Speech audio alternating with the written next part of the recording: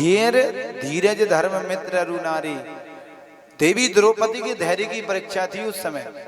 और हमारा धर्म, देखो धर्म दो प्रकार के होते हैं, लौकिक धर्म और परम धर्म। हम ये पहले भी बता चुके हैं। धर्म कौन से, जैसे आप किसी के भाई हो, आप किसी के पिता हो, किसी के बेटा हो, किसी के मामा हो, किसी के फूफा हो, ऐसे ही माताएं बहनें, किसी की माँ है तो किसी की बहन है, किसी की बुआ है, किसी की मौसी है। अब आप अपने रिश्तेदारों के प्रति, अपने जो रिश्ते नाते रहते हैं, उसका भी संकट में ही परीक्षा होती है। क्योंकि आप किसके कितने बड़े मामा हैं, कितने बड़े आप ताता हैं, कितने बड़े पिता हैं, कितने बड़े आप आज्ञाकारी बेटा हैं, ये भी संकट में ही तुम्हारी इस धर्म की परीक्षा होती है। कहते हैं बन जाते हैं रिश्ते नाते जब जर पास होता है। जर अर्थात धन को कहते हैं। बन जाते हैं रिश्ते नाते जब जर पास होता है, टूट जाता है गरीबी में जो रिश्ता खास होता है। इसलिए ये धर्म की परीक्षा होती है। फिर धीरज धर्म के बाद में मित्र भी आता है। क्योंकि वैसे तो बहुत से तुम्हारे दोस्त हैं और ऐसे बन भी जाते हैं, परंतु असली मित्र कब होता है, जो संकट में काम आता है। और फिर अंत में नारी की भी संज्ञा दी गई है, विशेषण बताया गया है। क्योंकि स्त्री की परीक्षा भी पति के संकट काल में ही होती है।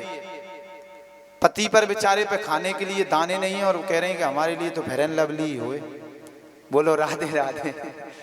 तो कहने का अर्थ क्या है कि संकट काल में जो साथ दे वही जीवन में सबसे बड़ा मित्र है, वही सबसे बड़ा धर्म है। देवी द्रौपदी ने छोड़ने की बात की तो युधिष्ठिर जी बात मान गए। वो कहने लगे कि इसे छोड़ दो। अर्जुन महाराज ने कहा कि तुम इसे छोड़ दोगे, मेरे प्राण का क्या होगा। और भीम महाराज कहने लगे कि 5-5 पुत्रों का हत्यारा है, तुम भले ही इसे छोड़ दो पर मैं छोड़ने वाला नहीं हूं। तो अब बात ये आ गई कि इसे मार दिया जाए कि छोड़ दिया जाए, इसके साथ क्या किया जाए। भगवान की ओर दृष्टि डाली कि प्रभु आप चुप खड़े हैं। भगवान ने कहा हमसे कोई कुछ पूछ ही नहीं रहा तो हम बीच में क्यों बोले। भाई जब हमसे कोई सलाह ले ही नहीं रहा है तो हम जबरदस्ती किसी को सलाह क्यों दें, जबरदस्ती क्यों बताएं। शांत रहो, चुप रहो। भगवान से कहा कि क्या करें। भगवान ने कहा कि सुनो, हमने तो पहले ही कहा था कि इसे मार दो। भाई आतंकवादी जहां मिले भाई इसे ठोक दो, सीधी सी बात है। और यदि आतंकवादियों को तुमने पकड़ के लेके आओगे, आधी रात को अदालतें खुलेंगी, दुनिया भर के केस चलेंगे, दुनिया भर की समस्या आएंगी, उनकी गिरफ्तारी में दुनिया में कितना खर्च होगा। सीधी सी बात है, जहां मिले भाई राधे राधे। आतंकवादी कितने प्रकार का बताएं, इसमें श्रीमद् भागवत में है। जैसे आग लगाने वाला, जहर देने वाला, बुरी नियत से हाथ में शस्त्र ग्रहण करने वाला, धन लूटने वाला, खेत लूटने वाला, स्त्री लूटने छीनने वाला। तो ये 6 प्रकार के आतताई बताए। इनको मारने में कोई पाप नहीं है। कौन कह रहे हैं, भगवान। परंतु फिर अंत में ये भी बताया प्रभु ने, ब्रह्म बंधुरिना हंतव्यम आतताई पदारणा। ब्राह्मण गया गुजरा कैसा भी हो पर उसे मारना नहीं चाहिए, ये भगवान ने कहा। और आतंकवादी कैसा ही हो आतताई, उसे छोड़ना नहीं चाहिए। अब दोनों बातें एक के ही अंदर हैं, वो ब्राह्मण भी और आतंकवादी भी। अब इसे कैसे मारे या छोड़े, क्या करे भगवान। आपने तो न्याय उलझा दिया, जय हो न्यायाधीश। अर्जुन महाराज ने कहा कि इन्होंने गीता ज्ञान महाभारत शुरू हो रहा था तब दिया था, गीता ज्ञान की परीक्षा आज ले रहे हैं। तो अर्जुन भी पक्के चेला हैं, समझ गए। उन्होंने कहा संभावित का अब जस लाहू मरण कोट सम दारुण दाऊ। अरे भाई सीधी सी बात है, किसी सम्मानित पुरुष का भरी सभा में अपमान कर दो। मृत्यु से तो एक बार मरेगा, परंतु उस अपमान को जितनी बार याद करेगा उतनी बार ही मरेगा। इसलिए अश्वत्थामा को कहा कि इसे मारेंगे नहीं, इसका अपमान करेंगे। उसके मस्तक पर लगी हुई जो चमकीली मणि थी वो मणि निकाल ली, और निकालने के बाद में उसका सिर मुंडवा दिया, मुंह काला किया, गधे पर बिठाया, धक्के मारकर वहां से निकाल दिया। अश्वत्थामा ने कहा कि मेरा इतना बड़ा अपमान, मैं इस वंश में पानी देने वाला भी नहीं छोड़ूंगा। ऐसे संकल्प करके वहां से निकल गए। यहाँ भगवान ने कहा कि देखो अब महाभारत पूर्ण हो चुका है, आपको विजय श्री मिल गई, अब हम भी अपने घर जा रहे हैं, हमें भी आप विदा दो, क्योंकि हम भी 56 कोटि यदुवंशियों में रहते हैं भाई, उन्हें भी तो हमें जाकर देखना है हमारे परिवार में क्या चल रहा है भाई, परिवार भी सबको देखना पड़ता है। तो भगवान अपने परिवार से मिलने के लिए लालायित थे। तो युधिष्ठिर जी कहने लगे हम कब तक इन्हें रोकेंगे, चलो इनकी विदा कर दें। तो भगवान की सभी पांडव परिकर मिलकर विदा करने के लिए आए। यहाँ एक चरण भगवान ने रथ के ऊपर रखा, एक हाथ से रथ का झंडा ध्वजा पकड़ी, बैठ ही रहे थे कि इतने में अश्वत्थामा ने ब्रह्मास्त्र सीधे देवी उत्तरा के गर्भ के ऊपर छोड़ दिया। देवी उत्तरा ने देखा कि ये भयंकर दिव्य तेज मुझे जला देगा। उसने वो गलती नहीं की जो देवी द्रौपदी ने की थी। कहीं पितामह भीष्म के पास गई, कहीं धृतराष्ट्र के पास गई, तो कहीं अपने 5 पतियों से कहने लगी कि तुम मुझे बचाओ। अंत में भगवान को पुकारा। देवी उत्तरा ने पहले ही भगवान की शरण ग्रहण की, किसी के पास नहीं गई। यद्यपि अर्जुन महाराज रोक सकते थे, और सीधी दौड़ी दौड़ी भगवान की शरण में जाकर प्रभु से कहने लगी कि हे प्रभु, पाए पाए महायोगिंद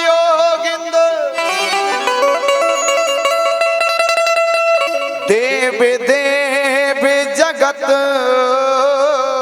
पते, नान्यम तद भयम पश्चिमे यत्र मृत्यु परस्परम। हे प्रभु, ये दिव्य तेज मेरे गर्भ को जला देगा, मेरी रक्षा करें, ये दिव्य तेज मेरे गर्भ को जला देगा। बार बार ऐसे देवी उत्तरा पुकार रही थी। मैं मरती हूं तो भला ही मर जाऊं, मेरा जीवन तो वैधव्य जीवन है। महाराज अभिमन्यु के स्वर्ग लोग सुधारने पर मैं जी कर भी क्या करूंगी, उन्हें तो वीर गति प्राप्त मिली हुई है। आप मुझ पर कृपा करें। भगवान करुणा वरुणालय हैं, भक्त वत्सल हैं, दयालु हैं। तुरंत उन्होंने अंगूठे के बराबर रूप धारण किया और सीधे उत्तरा के घर में प्रवेश कर गए। और वहां जाकर अपना ऐसा गधा घुमाई, कौमेदी गधा, उस दिव्य तेज जो था ब्रह्मास्त्र का, वो तेज पूरी तरह समाप्त हो गया। इस तरह जब दिव्य तेज समाप्त हुआ तो भगवान जहां देवी उत्तरा के घर में भगवान ने जब प्रवेश किया तो यही परीक्षित महाराज ने भगवान के दर्शन किए चतुर्भुज रूप में, और वह दिव्य छवि अपने नेत्रों में बसा ली। देखो सुखदेव जी कैसे हैं, इन्होंने भी जन्म से पहले दर्शन किए। परीक्षित जी भी ऐसे ही हैं जिन्होंने जन्म से पहले ही दर्शन कर लिए। और ये कथा भी परीक्षित जी के जन्म की चल रही है। बोलो राधे राधे। और भगवान निकल कर बाहर आए दर्शन देकर, ब्रह्मास्त्र समाप्त हुआ। अब ये देखकर परीक्षित जी महाराज बड़े प्रसन्न हुए और भगवान बाहर निकल कर आए। देवी उत्तरा से कहा अब दर्द कैसा है तुम्हारा? कहा कि वो कुछ नहीं बोली, चरणों में गिर गई, रोने लगी बेचारी, अश्रु बिंदु बहने लगे। पांडव परिकर भगवान की जय जयकार करने लगा, चरणों में गिर गए, सब उनकी दिव्य स्तुति करने लगे। देवी कुंती तुरंत भगवान की दिव्य स्तुति करने लगी।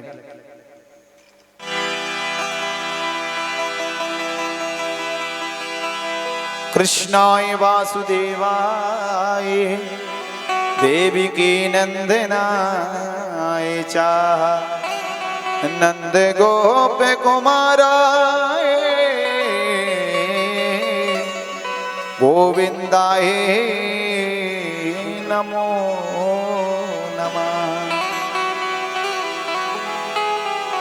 स्तुति की तो ये देखकर भगवान ने कहा कि बुआ जी आप क्या कर रहे हैं? आप हमारी बुआ हैं, आप हमारे चरण पड़ रही हैं, स्तुति कर रहे हैं। तो देवी कुंती ने कहा कि बस लाला आप चुप रहो, आप सर्वज्ञ हो, आप भगवान हो, और जब जब भी हम आपकी भगवत्ता को पहचानते हैं तब भी आप बड़े प्रेम से कहते हैं बुआ जी। तो इतना कहते ही सुनते ही हम सब कुछ भूल जाते हैं, कि यही समझने लगते हैं हमारी भैया वसुदेव का लड़का है ये। तो भगवान ने कहा हमें भगवान क्यों बना रही हो? बोले भगवान बना दोगी तो मंदिर में ताला डालकर पुजारी जी चले जाएंगे। बोलो राधे राधे। हमें भगवान ना बनाओ। नहीं, आप भगवान हो, क्यों नहीं? एक तरफ मेरे 5 पुत्र और एक तरफ तिमि तिमिंगल जैसी महा बड़े बड़े बलवान योद्धा, पितामह भीष्म, कर्ण, दुशासन, इच्छा मृत्यु का जिन्हें वरदान हो, उनके सामने भी मेरे 5 पुत्र जीवित रहे, सबके सब कौरव मारे गए, मेरे पुत्रों का बाल बांका नहीं हुआ, क्यों ना तुम्हें भगवान माने। भरी सभा में मेरी पुत्र वधू का चीर हरण हो रहा था, किसी की भी हिम्मत नहीं हुई कि उठकर, बलवान योद्धा बैठे थे, कोई एक शब्द नहीं बोल पाया दुर्योधन के खिलाफ। आपने आकर वहां चीर बढ़ाया मेरी पुत्र वधू का। आप भगवान नहीं है तो और क्या है। मेरे भीम को जहर देकर मारने की कोशिश की गई, प्रयास किया गया, परंतु वहां भी मेरे बेटे भीम को तुमने बचाया। उल्टा 10,000 हाथियों का बल लेकर और लौटा वो। लाक्षा भवन में जलाने का प्रयास किया, वहां हमारी रक्षा हुई। महाभारत में आपकी ही कृपा से विजय श्री प्राप्त हुई है, आप ही भगवान है, हम जान गए हैं, समझ गए हैं। तो ये सुनकर भगवान ने कहा अच्छा तो हम भगवान हैं, हमसे मांगो क्या मांगना चाहते हो। तो युधिष्ठिर जी ने तुरंत कहा कि हम भगवान जिंदगी में कभी झूठ ना बोले। भीम महाराज ने कहा कि हम इसी तरह सेवा करते रहें। अर्जुन महाराज ने कहा कि हम आपके मित्र बने रहें, बस यही सबसे बड़ा वरदान हमें दीजिए। नकुल से देव ने भी सेवा ही मांगी। देवी द्रौपदी जी से कहा कि आप मांगो क्या मांगना चाहती। देवी द्रौपदी कहने लगी जैसे आप सखा हो वैसे ही सखा बने रहे, बोलो राधे राधे। क्योंकि भगवान देवी द्रौपदी को सखी कहते थे और देवी द्रौपदी का दूसरा नाम है कृष्णा। तो भगवान श्री कृष्ण का नाम कृष्ण है। कृष्णा यदि हम कहते हैं तो देवी द्रौपदी का नाम जाप हो जाता है, भगवान का ही दिया हुआ ये नाम है। तो देवी कृष्णा ने मित्रता मांगी और देवी कुंती से कहा कि आप मांगो, आप क्या मांगना चाहती हो। तो देवी कुंती ने कहा कि देखो भगवान, जब जब भी जीवन में आनंद रहा, सुख रहा, तब तब भगवान आप आते रहे, अर्थात आप नहीं रहे। और दुख परेशानी जब जब भी रही आप हमारे साथ रहे। आनंद आया तो आप जाने लगे, तो इसलिए कुछ देना ही चाहते हो। तो हम तो बस एक ही वरदान मांगते हैं। देवी कुंती ने मांगा विपदा संतु न सस्व तत्रे तत्रे तत्रि जगद्गुरु भगवान।